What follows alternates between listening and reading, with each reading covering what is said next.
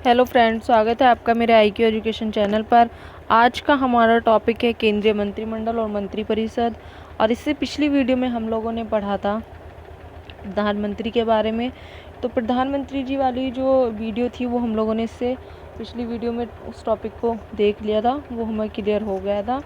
तो आज हम पढ़ेंगे सेंट्रल काउंसिल ऑफ मिनिस्टर के बारे में।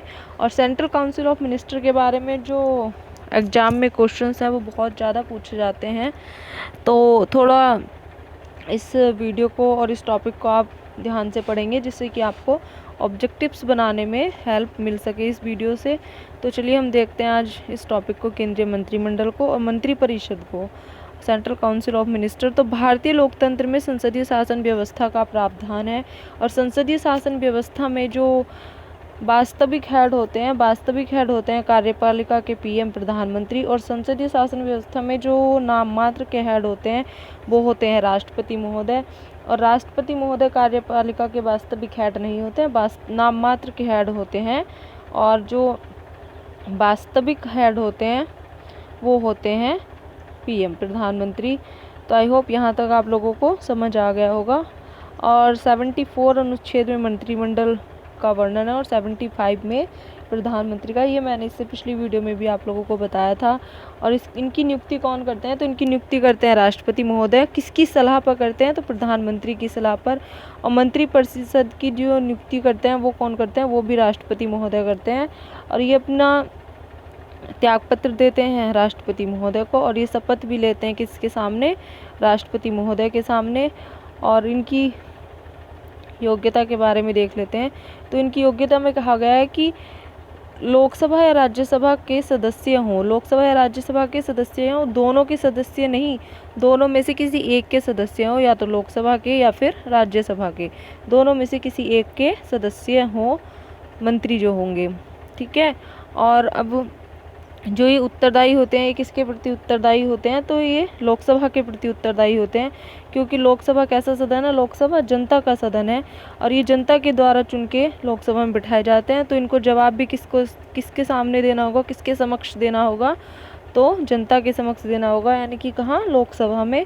तो लोकसभा कैसा सदन है? लोकसभा जनता का सदन है। ठीक है। तो आई होप यहाँ तक आपको समझ आ गया होगा। अब हम देख लेते हैं टाइप्स ऑफ मिनिस्टर। तो 3 टाइप्स के of central council of minister होते हैं। पहले होते हैं कैबिनेट मंत्री, दूसरे होते हैं राज्य मंत्री, तीसरे होते हैं उप मंत्री। तो जो कैबिनेट मंत्री होते हैं वो कैसे मंत्री होते हैं? कैबिनेट मंत्री जो होते हैं उनको मंत्रालय मिला हुआ होता है। और मंत्रालय में जो केंद्रीय मंत्रिपरिषद में 3 प्रकार के मंत्रिमंडल होते हैं। कौन कौन से? कैबिनेट मंत्री, राज्य मंत्री और उप मंत्री। और जो कैबिनेट मंत्री होते हैं वो उनको मंत्रालय मिला होता है। और वो रक्षा मंत्री, गृह मंत्री, विदेश मंत्री, वित्त मंत्री, रेल मंत्री, ये सब मंत्रालय के निर्णय कौन लेते हैं? वो लेते हैं कैबिनेट मंत्री। और किसकी सहायता पे लेते हैं? तो वो मंत्री परिषद की सहायता पे लेते हैं। और राज्य मंत्री में क्या है? राज्य मंत्री में 2 टाइप के मंत्री होते हैं। एक कैबिनेट मंत्री के सहायक होते हैं, जो कैबिनेट मंत्री की सहायता करते हैं, कैबिनेट मंत्री की सहायता के लिए होते हैं वो। और एक होते हैं स्वतंत्र प्रभार।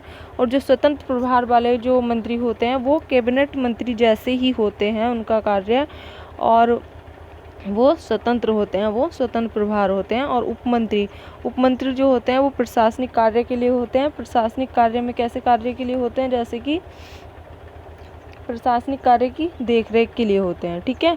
उपमंत्री जो होते हैं वो किसकी देखरेख के लिए होते हैं? वो होते हैं प्रशासनिक कार्य की देखरेख के लिए। ठीक है। और 91वें संविधान संशोधन द्वारा 91वें संविधान संशोधन द्वारा जो 545 लोकसभा के सदस्य हैं उनका कितने प्रतिशत सदस्य होंगे? उसके 15% सदस्य होंगे। और 15% सदस्य से अधिक नहीं होंगे। ठीक है। कितने होंगे? 15% सदस्य होंगे, 15% सदस्य से अधिक नहीं होंगे। और ये क्वेश्चन एक बार पूछा भी गया है नेट के एग्ज़ाम में। ठीक है। तो ये कितने सदस्य होंगे? 15%। और लोकसभा में कितने सदस्य होते हैं? 545। तो 545 की कितनी सीट होंगी? 15% सीट होंगी। ठीक है। ये किसके द्वारा जोड़ा गया है? 91वें संविधान संशोधन 2003 के द्वारा। तो आई होप कि आप लोगों को यहाँ तक समझ आ गया होगा। और अगर समझ आ गया है तो प्लीज़ वीडियो को लाइक करें, कमेंट्स करें और शेयर करें अपने दोस्तों के साथ, जो ज़रूरतमंद हैं उन लोगों को शेयर करें। ठीक है, और अब हम देख लेते हैं कि एक जो संरचना है मंत्रिपरिषद की वो कैसे बनती है। तो सबसे पहले कौन होते हैं? सबसे पहले पीएम होते हैं, फिर उसके बाद कैबिनेट मंत्री होते हैं, फिर उसके बाद राज्य मंत्री होते हैं। ठीक है, फिर उसके बाद उप मंत्री होते हैं। तो ये पूरी संरचना को मिलाकर क्या कहा जाता है? इस पूरी संरचना को मिलाकर कहा जाता है मंत्रिपरिषद। क्या कहा जाता है? मंत्रिपरिषद। इस पूरी संरचना का कार्य होता है सरकार को चलाना या सरकार के उत्तरदायित्व को निभाना।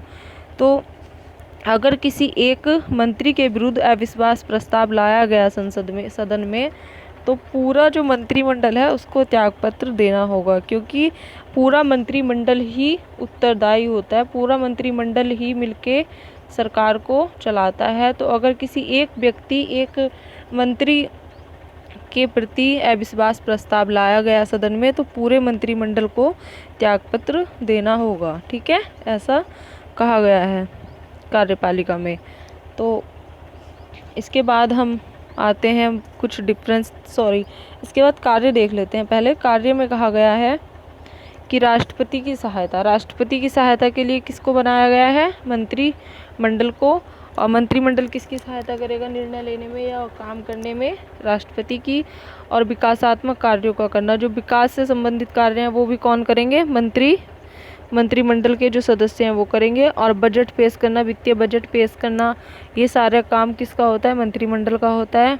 और नीति यानी कि पॉलिसी लागू करना, ये सारे वर्क किसके होते हैं? तो ये भी मंत्रिमंडल के ही काम होते हैं। ठीक है, तो आई होप आप लोगों को यहाँ तक समझ आ गया होगा।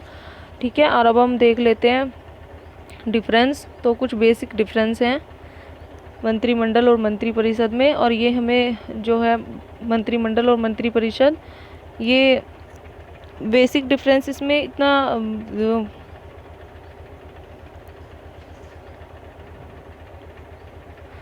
बेसिक डिफरेंस में कहा गया है कि उप मंत्री और राज्य मंत्री और कैबिनेट और पीएम।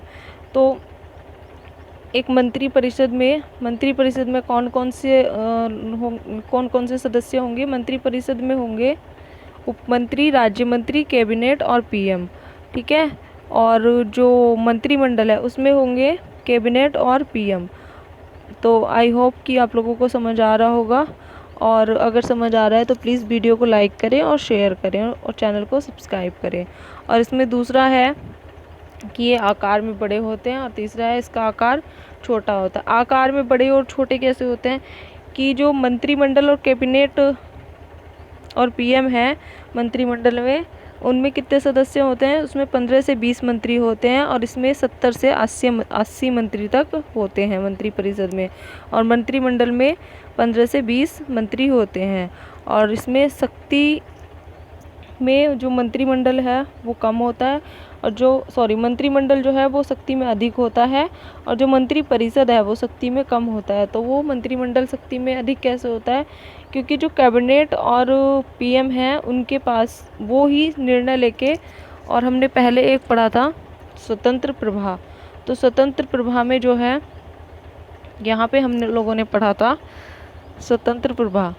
तो स्वतंत्र प्रभाव में जो स्वतंत्र प्रभाग के मंत्री हैं वो भी कैबिनेट मंत्री जैसे ही होते हैं। तो कभी कभी उनको भी पीएम और कैबिनेट की जो बैठक होती है उसमें बुला लिया जाता है। तो अधिक शक्तिशाली कौन होते हैं? अधिक शक्तिशाली होता है मंत्रिमंडल, जिसमें पीएम और कैबिनेट होते हैं, और पीएम और कैबिनेट की सलाह से ही मंत्रिपरिषद वर्क करता है। और मंत्रिपरिषद जो कैबिनेट और पीएम अपनी बैठक में तय करेंगे, वो ही मंत्रिपरिषद उस कार्य को करेगा। ठीक है, तो आई होप यहाँ तक आपको समझ आ गया होगा। और फोर्थ इसका है कि अनुच्छेद 74 और 75 में मंत्रिपरिषद और पीएम की नियुक्ति का और पीएम का वर्णन है, और इसमें जो मूल संविधान में ये नहीं था। मंत्रिमंडल जो है इसको 44वें संविधान संशोधन द्वारा जोड़ा गया है, और 44वें संविधान संशोधन द्वारा जोड़ा गया है, इसलिए इसको हम देखते हैं तो मंत्रिमंडल जो है वो अधिक शक्तिशाली है और मंत्रिपरिषद जो है वो कम शक्तिशाली है। ठीक है, तो आई होप कि आप लोगों को यहाँ तक समझ आ गया होगा। और अगर समझ आ गया है तो वीडियो को प्लीज़ लाइक करें, सब्सक्राइब करें और शेयर करें। और हाँ जी, सॉरी, एक चीज़ मैं बताना भूल गई थी आप लोगों को। एक चीज़ और होती है किचन कैबिनेट। तो किचन कैबिनेट में क्या होता है, किचन कैबिनेट में जो प्रधानमंत्री होते हैं वो कैबिनेट मंत्री और अपने फैमिली फ्रेंड्स को और जो उनके संबंधित मतलब उनके फैमिली में मेंबर्स हैं या उनके जो घर पे एक छोटी सी पार्टी होती है उसको किचन कैबिनेट बोलते हैं। और उसमें ही वो लोग बहुत महत्वपूर्ण निर्णय ले लेते हैं, तो उसको बोलते हैं किचन कैबिनेट। और ये शब्द कभी कभी पूछा जाता है किचन कैबिनेट का एग्ज़ाम में, तो आप लोग इस शब्द को भी याद रखेंगे। तो ये जो किचन कैबिनेट का जो महत्वपूर्ण कार्य या महत्वपूर्ण आप कह लीजिए कि महत्वपूर्ण जो डिसीजन लेने हैं वो घर पे ही ले लेते हैं, किसी सदन में ना लेकर। ठीक है, तो आई होप आप लोगों को ये वीडियो पसंद आएगा। तो वीडियो देखने के लिए बहुत बहुत धन्यवाद। और आप लोगों को अगर वीडियो अच्छा लगे तो प्लीज़ वीडियो को लाइक करें, शेयर करें और सब्सक्राइब करें। मिलते हैं नेक्स्ट वीडियो में, तब तक के लिए नमस्कार।